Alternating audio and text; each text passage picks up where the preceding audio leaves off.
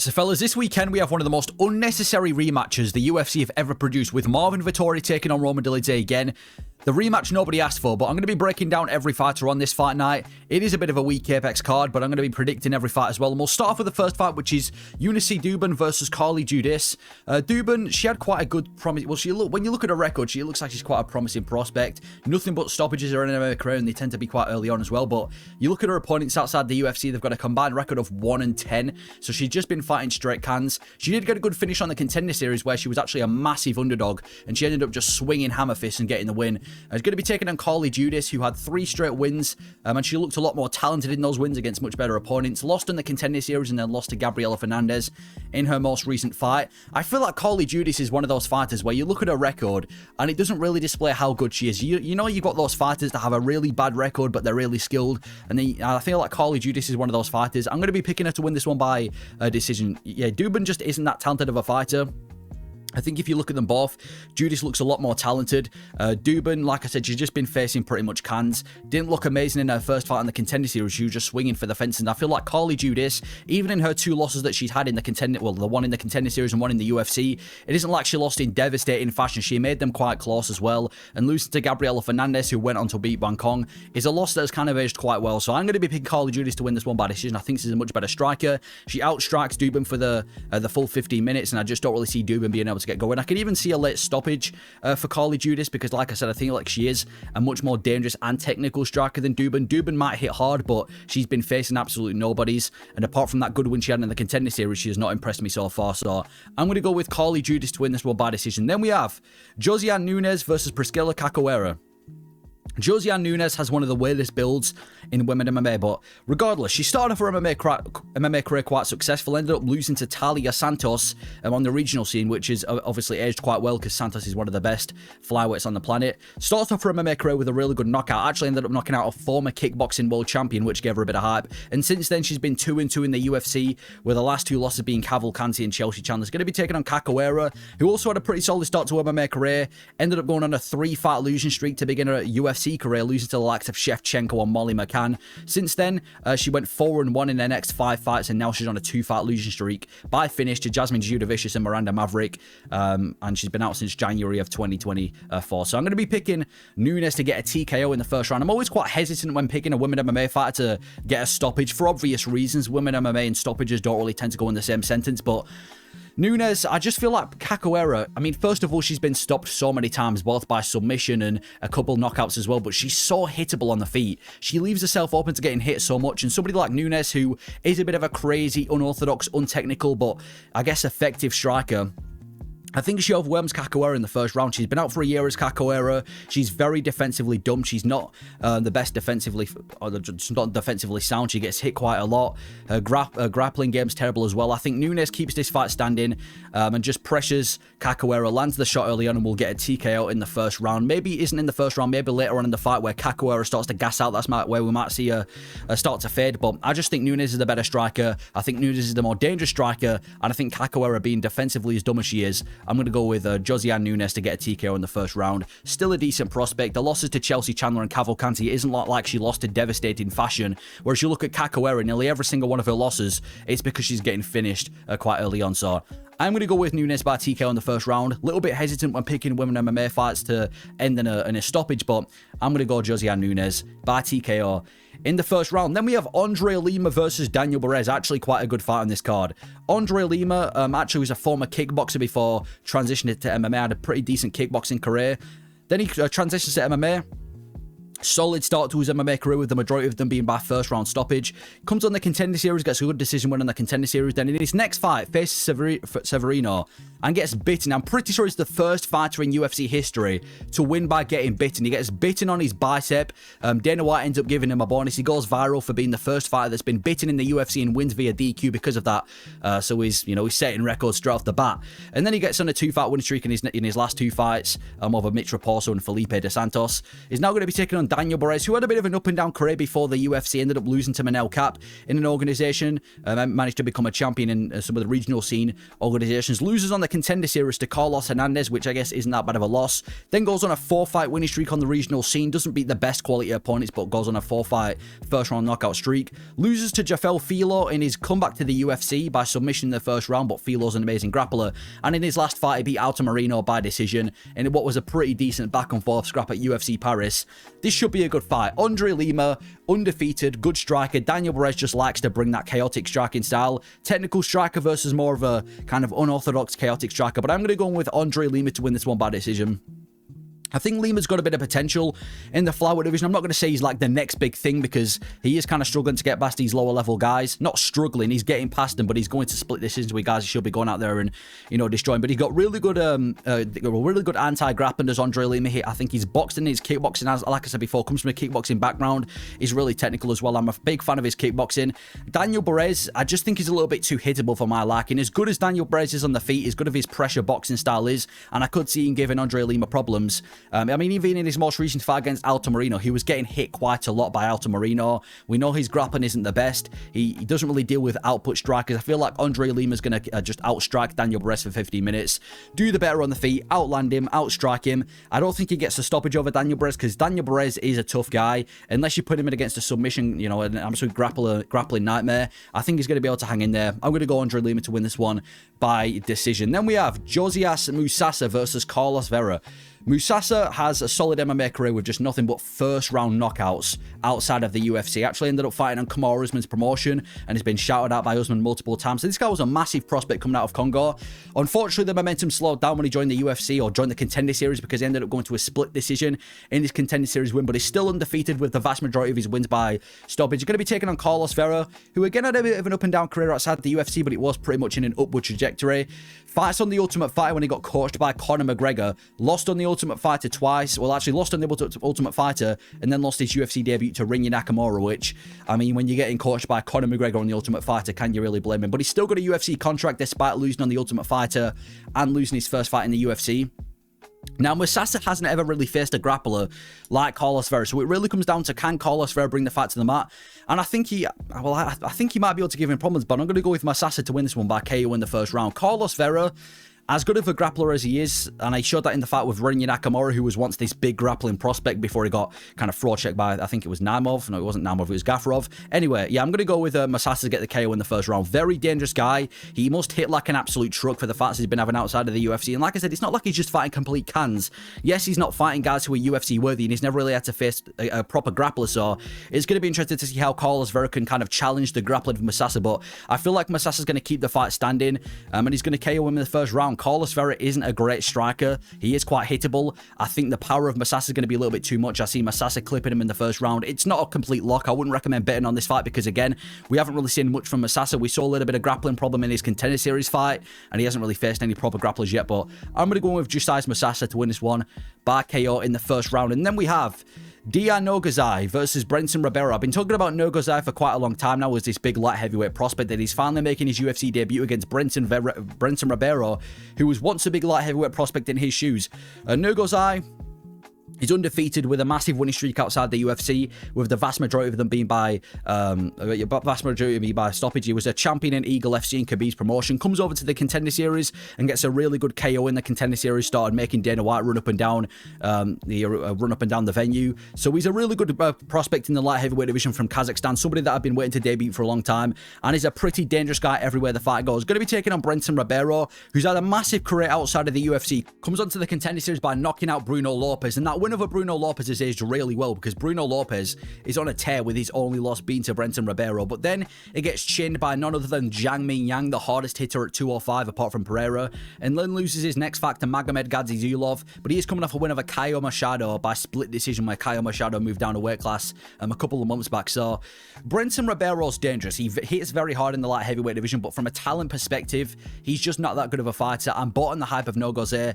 I'm going to go with Nurgozhay to win this one by decision. He's very good good everywhere the fight goes is Nurgozhay. Now, obviously, it comes from the contender series, had a really good knockout. I feel like from a technical perspective, not only can he match the danger of Ribeiro, I think he hits very hard, and he's shown that in all of his fights, both in and out of the UFC, but I feel like he's a much more technical guy than Brendson Ribeiro. He is quite hittable as Nurgozhay, which kind of makes me worried when he is fighting a guy who hits as hard as Brendson Ribeiro, but I feel like he can mix it up with the grappling if he wants to against Brendson Ribeiro, who we've seen hasn't got the best grappling. We saw this in the Machado fight a little bit, especially in the Magomed Gadzhizula fight. He hasn't got the best grappling. He's a little bit chinny as Brendson Ribeiro. You put him in against a dangerous and a more technical striker who can mix it up with the grappling. I'm definitely going to go with Nurgozhay to win this one by decision. Definitely could get a stoppage. I wouldn't recommend betting on a method of victory, but I would recommend going on Nurgozhay. I think he's better everywhere the fight goes, and the only way where Ribeiro really has an advantage is probably in the power department, but again, we're going to have to see. I'm going Nurgozhay by decision to win this one. Then we've got Sam Hughes versus Stephanie Luciano. Sam Hughes, I think the best way to describe it is she's the Ian Cutelaba of women MMA, where she's like a win-loss fighter who's come so close to getting cut from the UFC but has saved her career. She had quite, a bad amateur career, ended up losing to Lupita Godinez twice, which I guess is no shame because I had a draw with Lupita Godinez, then lost to her a second time. Started off her MMA career quite well, comes into the UFC on a 3-fight lose streak. She was close to getting cut from the UFC, but now she's managed to kind of save her career. She's had, in the last 6 fights, she's ended up winning 4 and losing 2, so she's kind of been on an upward trajectory, saved the UFC contract, and especially in her last fight when she was a massive underdog, and she managed to pull through against Dudakova, who was undefeated. Going to be taking on Luciano, who also had a pretty solid start to her MMA career, was a champion in a different organization, has a draw on the contender series, and then beats the same fighter she fought on the contender series in her UFC debut, and she looked really talented. Now, Sam Hughes is a dog. Sam Hughes has got amazing stamina, amazing output, and she will work you. If you ain't prepared, if you ain't got the conditioning, Sam Hughes will absolutely work you. But again, I said she's like the Ian Cutelaba of women MMA. She's not that talented. I think Luciano looks a lot more talented. I think she's got a lot more potential. I'm picking Luciano to win this one by decision. She could get overwhelmed in her second UFC fight, because technically Alencar was a contender series fighter. So this is the first UFC fight that she's really fighting, and I could see her getting overwhelmed by Sam Hughes because of the pace that Sam Hughes operates on. But like I said, I feel like Luciano's got a lot more potential. I see her outstriking Sam Hughes, keeping the fight on the feet, and she looks really good in the contender series and outside of the UFC. She does seem like she's got a bit of a promising career in the UFC. Not necessarily the most dangerous, but she's talented. She showed that in the contender series. She showed that in her UFC debut, and I think Sam Hughes, unless she's going to be able to overwhelm Luciano, I think Luciano gets a unanimous decision. 3 rounds straight, outpoints Sam Hughes, picks her apart on the feet, keeps the fight standing, and I'm going to go with Luciano to win this one by decision. And then we've got Waldo Cortes Acosta versus Ryan Spann. Obviously, Ryan Spann moving up to the heavyweight division.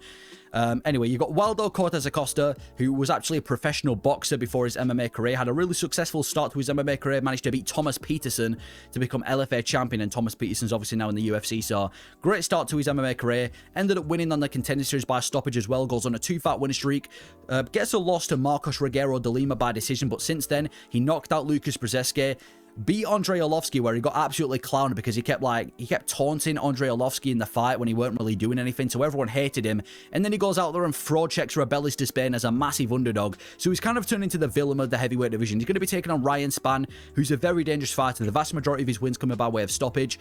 Had a bit of an up and down start to his MMA career, ended up losing on the contender series in 15 seconds to Carl Roberson, goes on a 3-fight winning streak all by finish after that, becomes a champion in LFA, comes back to the contender series, gets a guillotine in 26 seconds, followed up by a win over Barbosa, a knockout over Antonio Nogueira, then picks up a submission, followed up by a win over Sam Alvey. And since then, he's been a bit of a win-loss fighter in the UFC, with his most notable win being a knockout over Dominic Reyes, where he completely cracked the chin of Dominic Reyes and knocked him out cold, and he is coming off a good win over OSP. This is a tough one, because I feel like Waldo Cortes Acosta is quite a decent heavyweight prospect. I know he kind of fits the criteria of another fat heavyweight, but he's 12-1. His only losses to De Lima. He fraud-checked Rebelis de Spain. He's got good fight IQ. He's good everywhere the fight goes. Ryan Spann's chinny, and he's not the most consistent fighter at all, but I'm going to go with Ryan Spann to win this one by decision. I feel like we're going to see a bit of lighter man skill. I said this before. Light heavyweights moving up to the heavyweight division are going to have a lot of success. You know, Ryan Spann moving up to the heavyweight division after a win over OSP. I think he's more talented than Waldo Cortes Acosta. He's got more threats with the jiu-jitsu. I think he probably hits harder than Cortes Acosta too, even though we're going to see how that translates to the heavyweight division. But I just feel like light heavyweights moving up to heavyweight are going to have a lot more success. He's definitely more athletic than Waldo Cortes Acosta. Acosta barely beat Andrei Arlovski. I mean, you look at the guys Ryan Spann losing to. Nikita Krylov, he kind of just threw himself into a triangle. He lost to Anthony Smith by a close decision, and he lost to Bogdan Guskov, who's a light heavyweight prospect. Hits very hard. I think he can piece up Waldo Cortes Acosta with a striking, and I think we're going to see an example of lighter man skill. And even if Waldo Cortes Acosta wants to take the fight tonight, this ain't no rebellious to Spain. I think the takedown offense of Ryan Spann, even the jiu-jitsu threat and the submission threat that he carries, is going to pull him through. I'm excited to see how it is in the heavyweight division. I think he's going to have a better time in this division because of the competition being much easier. And even though Cortes Acosta is quite talented for the division, I'm going to go Ryan Spann, the more athletic guy, the more dangerous guy, and the more proven guy to beat Waldo Cortes Acosta. And I'm picking him to win this one by decision. Then we've got Seung Yu versus Aj Cunningham. Seung Yu had a bit of a messy career. I mean, he had a pretty solid start to his MMA career. The vast majority of them being by wins, and then obviously a couple of no contest and losses on there. Became a champion in like multiple different promotions. Then ends up joining Road to the UFC. Wins both of the fights in the Road to the UFC and ends up winning the finale at UFC Macau when he's about to make it. Well, he technically already made his UFC debut, but this is like his first proper debut in the UFC. Going to be taking on Aj Cunningham, who I'm pretty sure is like a cousin or related to Bryce Mitchell. He's had a pretty solid start to his MMA career, was on an upward trajectory, ends up getting finished on the Contender Series, gets a win outside on the regional scene, then loses again in his UFC debut to Ludovic Klein, and now he's going to be taking on Seung Yu. I'm going to go with Seung Yu to win this one by decision. I feel like Aj Cunningham, the problem with Cunningham is he's a good grappler, as you'd expect for someone who's already around Bryce Mitchell. But no, he's a good grappler, but I feel like his stand-up is absolutely awful. And it's not only just his stand-up, it's also his stamina. The stamina of Aj Cunningham is awful. After the first round, in some of his fights on the regional scene, he looks completely gassed. His gas tank is awful. And I feel like taking on Seung Yu, who, in my opinion, is a much more consistent guy when it comes to the ground game. He can go 3 rounds. He's much more better conditioned than Aj Cunningham. He looked quite good in the Road to the UFC as well. I don't see Seung Yu getting a finish. I think if anybody's going to get a finish in this fight, it's going to be Cunningham by submission, but I think Cunningham might pull off the first round, gas out, and then we're going to see Seung Yu get to work with the grappling, take him to a decision, out-grapple Aj Cunningham, probably do the better on the feet as well. I'd say they're fairly evenly matched on the feet, but if anything, Yu's got the advantage on the feet as well. So, Seung Yu, I'm picking him to win this one by decision. Now, to be fair to Aj Cunningham, facing Ludovic Klein in your UFC debut is a tough fight to debut against because he's one of the best prospects at 155 right now, but either way, I've not been massively impressed by Aj Cunningham. I'm not sure if he's exactly UFC worthy. Seung Yu's proved his worth by winning the Road to the UFC and winning in his UFC debut. I'm going Yu to win this one by decision. Then we've got one of the best aging losses on his record, which we're going to get onto, for Kevin Vallejos, taking on Seung Choi. Kevin Vallejos is a very dangerous fighter. The vast majority of his wins come by way of stoppage, mainly knockout as well. Very good start to his MMA career. A vast majority of them, like I said before, by first round stoppage. Brutalizing people on the regional scene. Became a champion in Samurai Fight House, which is like this big Argentinian promotion. So he was a really good prospect. Comes on the Contender Series against Gene Silva, and actually has a really good performance against Gene Silva. He does fall short, but I think out of everybody Gene Silva's fought, Kevin Vallejos has actually put the toughest fight against Gene Silva than anybody else has. After that, he goes back to the regional scene, gets a 2-fight winning streak, both by stoppage, as you'd expect. Comes back to the Contender Series and gets another stoppage on the Contender Series to legitimize himself a UFC contract, and now he's kind of like this big Argentinian prospect. Going to be taking on Seung Choi, who was once a really good prospect too, had a good career outside the UFC, loses to Movsar Evloev in his UFC debut, and then gets submitted in his next fight. And now, then after that, he goes on a 3-fight winning streak, including wins over Yusuf Salal and Julian Erosa. But now he's in a position where he's lost 4 of his last 5 fights, 3 of them by stoppage as well. And he seems to just not be progressing at all, this Seung Choi. I'm going to be going with Kevin Vallejos to win this one by KO in the first round.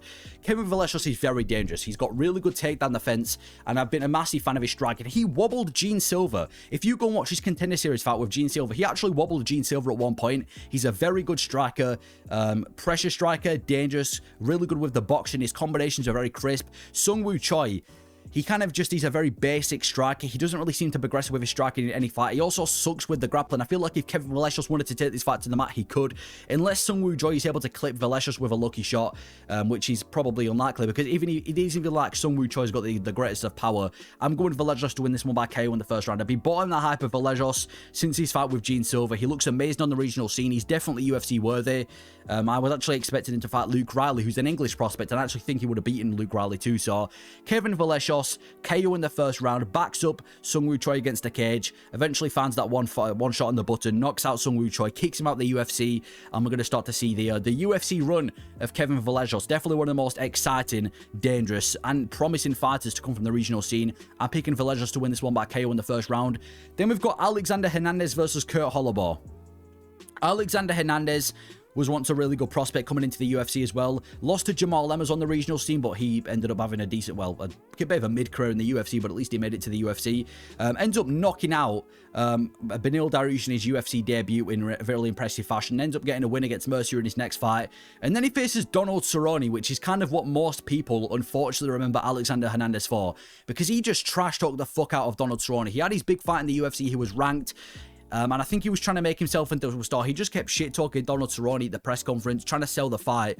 And it ended horribly because he ended up getting absolutely pieced up by Hernandez. Now, we did put up a decent fight against Cerrone. It isn't like he, it was completely a massive one-sided beatdown, but it was Cerrone kind of doing the better in this fight, picking apart Hernandez. Eventually ended up getting a stoppage over Hernandez. And since then, he's kind of been on a downward trajectory in his UFC career. He's kind of been a bit of a win-loss fighter, but nowadays he seems to be losing a lot more than he's winning. And he's just not that great of a fighter. He's going to be taking on Kurt Holobaugh, who's had a massive career outside the UFC. He actually fought once in the UFC way back in 2013 where he lost. Also ended up fighting on Strikeforce as well. So he's an OG when it comes to, the MMA promotions. He's been fighting outside the UFC for so long. Ended up winning on the Contender Series, but ended up getting overturned to no contest because of an IV hydration issue. Ended up getting knocked out by Raoni Barcelos in his UFC debut. Fought up by a loss to Shane Burgos, and then loses to Thiago Moises. So he ends up getting cut from the UFC. Gets 2 wins on the regional scene, then comes on the Ultimate Fighter when he's trained by Michael Chandler, gets 2 wins on the Ultimate Fighter, ends up winning his UFC debut against Austin Hubbard, and so far is 1-1 since that win over Austin Hubbard. So Kurt Holobaugh's a veteran, and in my opinion, he's a much better veteran than Alexander Hernandez. I'm going to be picking Holobaugh to win this one by decision. I think he's an underdog, is Holobaugh, but he's impressed me, man. Coming from the Ultimate Fighter, getting 2 finishes on the Ultimate Fighter, finishes Austin Hubbard, losing to Trey Ogden, but that's no shame because Trey Ogden is honestly a really talented guy in the 155 division, a great grappler, and coming off a win over a highly talented prospect from the Contender Series. I'm picking Holobaugh to win this fight. Alexander Hernandez is, I can't even call him a win-loss fighter because he loses the vast majority of his fights. He beat Jim Miller, but we're talking about an old Jim Miller. I guess that has aged quite well. Beat Austin Hubbard in his most recent fight, but it was a back-and-forth scrap, and Kurt Holobaugh beat Hubbard in more impressive fashion. I feel like Holobaugh's a better fighter than Hernandez. He's going to take the fight to the mat, in my opinion, and control Hernandez. I know Hernandez has decent takedown defense, but I just think Holobaugh's better everywhere the fight goes. With the striking, with the grappling, I think he beats Alexander Hernandez. Hernandez doesn't seem to improve.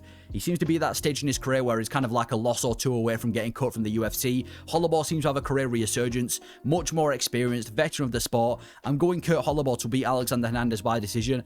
Then we have Damon Blackshear versus Cody Gibson. Damon Blackshear, solid career outside the UFC, ended up losing to Chris Mutino outside the UFC and Pat Sabatini, and managed to become a champion out in a different promotion as well coming into the UFC.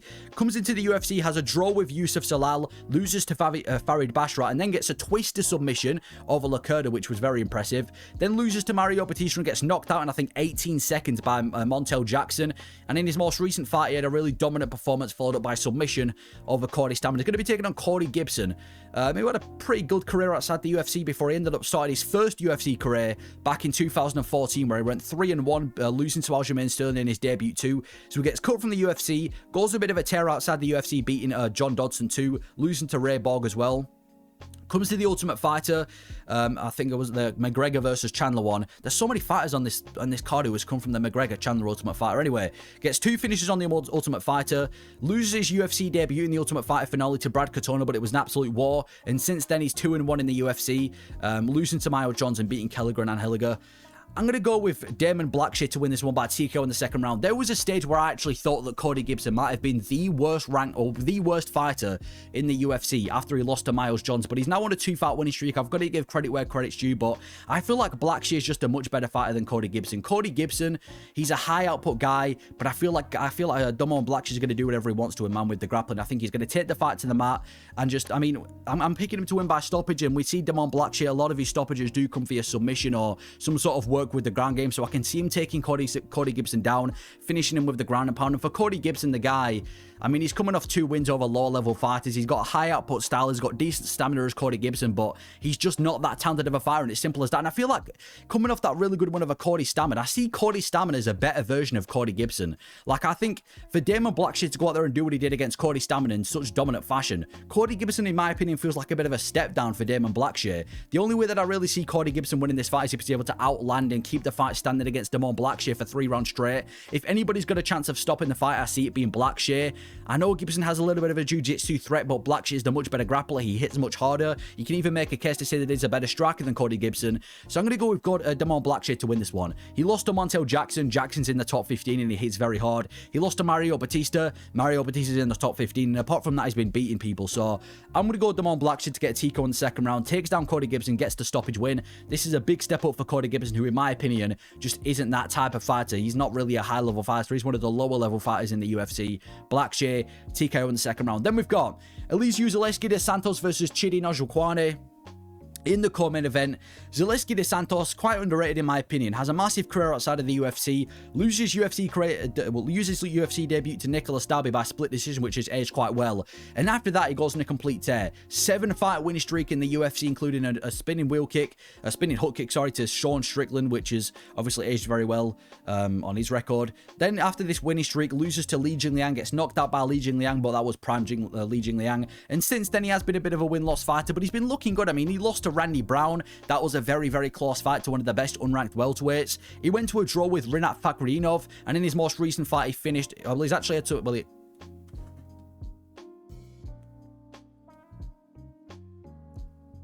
and he's also notably beat Benoit Saint-Denis in Saint-Denis' UFC debut, and he's coming off a first-round stoppage over Zachary Scroggin, which was a bit of a can, but it was on short notice. Going to be taking on Njokuani, who also had a pretty solid career outside of the UFC, managed to become a champion by meeting Max Griffin and an outside promotion, comes over to Bellator, has a bit of a mid-Bellator career, ends up going 5-3 in Bellator, where he ends up winning on the regional scene, getting a chance to get a stoppage on the Contender Series, followed up by a stoppage against Marc-Andre Barriault in his UFC debut, followed up by another stoppage in his second fight in the UFC against Todorovic, and then he goes on a 3-fight losing streak, getting finished by Mikal and Gregory Rodriguez, but now he's on a 2-fight win streak over Jared Gooden and Reese McKee.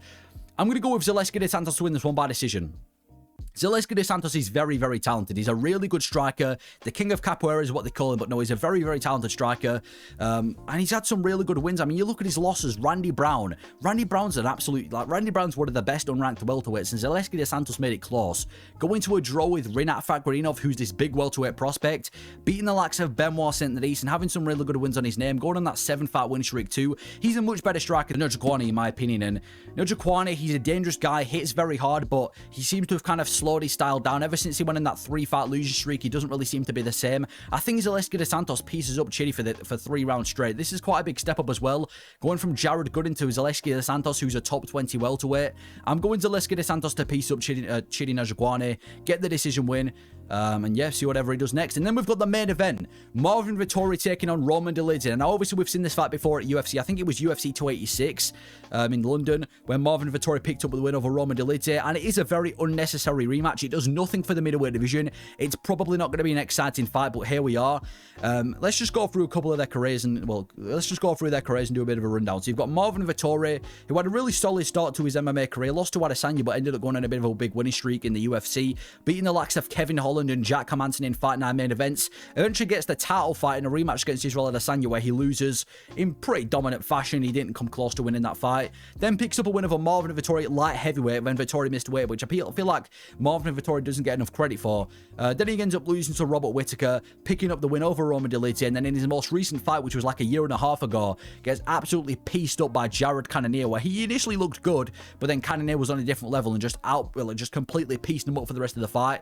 And he's probably regarded as a guy with the best chin in the UFC. He's taken so many big shots by so many hard hitters, and he's not even been wobbled. He's going to be taking on Roman Dolidze, who also had a solid start to his UFC career, and ended up turning into a bit of a prospect, finishing Kyle Dawkins, finishing Phil Hawes, finishing Jack Hermansson. He was kind of like this up-and-coming killer of a prospect in the middleweight division. Eventually does take that loss to Marvin Vettori and a loss to Nasty Imavov, but since then, he comes up to the light heavyweight division on short notice against Anthony Smith, beats Anthony Smith, and then he beat Kevin Holland in his most recent fight, but it was a bit of a rib injury. I've been going back and forth on my pick for this fight for so long, and if you are a betting man, I wouldn't recommend betting on this fight, but I'm going to go with Roman Dolidze to win this fight by decision. I'm picking Dolidze to beat Marvin Vettori, and I think it's a case of activity. The first fight that they had was a very close fight. Obviously, could have, well, I'm not going to say could have gone either way. I do think Vettori won, but it was quite a close fight, and since their first fight, obviously, Dolidze has lost to Imavov. Imavov's one of the best middleweights in the world, and he is on a 2-fight win streak. Fair enough, the wins might not be that impressive, but he's been active, and he seems to be improving just Roman Dolidze, especially with the grappling as well. His grappling seems to have massively improved, and Marvin Vettori, since his fight with Dolidze, has took a beating from Jared Cannonier. He's been sat out for a year and a half. I just don't know. I just can't expect Marvin Vettori. I don't know what to expect when he's coming back. They could both go 5 rounds as well. Dolidze showed that against Imavov, even though he lost the fight, he still went 5 rounds. And I just feel like Dolidze is going to be the more improved fighter. Vettori couldn't really adjust at all to the striking of Roman Dolidze in the first fight. It seemed very basic. I think Dolidze is going to come in with a grapple-heavy game plan. I think he's going to implement a lot of grappling against Marvin Vettori. Vettori's a good grappler too, but I can see Dolidze getting the majority of the control time. And on the feet, I think it's fairly even between the two of them, as we saw in the first fight. So I think Roman Dolidze, who's improved the grappling, who's on a winning streak, who's been a lot more active than Marvin Vettori, is going to win this fight. And I'm going to go with Roman Dolidze to win this one by decision. But those are my picks for Vettori versus Dolidze. Let me know your thoughts on this awful card, and let me know your thoughts on these picks if you agree, disagree. Thank you for watching.